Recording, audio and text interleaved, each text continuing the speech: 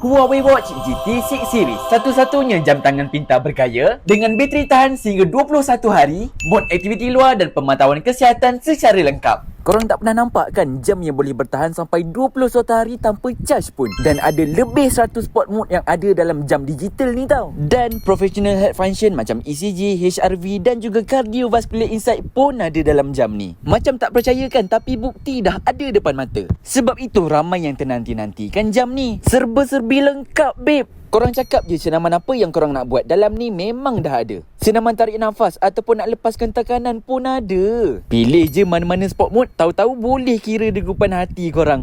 Memang gempak babe. Dan semua rekod tentang senaman korang boleh tengok balik dalam jam ni sebab semuanya sudah pun direkodkan dengan sangat-sangat lengkap. Scroll je, semua result dah ada dah dalam jam digital ni. Gempak kan? Dan yang paling best sekali, head management ni boleh connect terus dengan korang punya phone. Tak kisahlah iOS ke Android, semua boleh. Dan semua data ni dibaca terus daripada Huawei Watch GT6 Series. Jadi memang senang kan? Pakai je jam macam ni, terus boleh tahu korang punya tahap kesihatan. Oh, lupa satu lagi. Sambil-sambil korang buat aktiviti fizikal tu, berlari ke, berjalan ke, janganlah lupa pasang lagu. Barulah tak bosan kalau bersenam sorang-sorang. Pilih dan tambah je lagu mana yang korang suka dan terus tekan play. Siap ada loudspeaker tau. Tarik je kuat-kuat.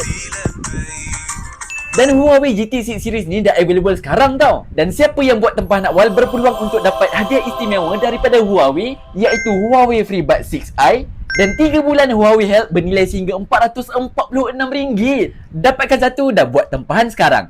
Okey dok.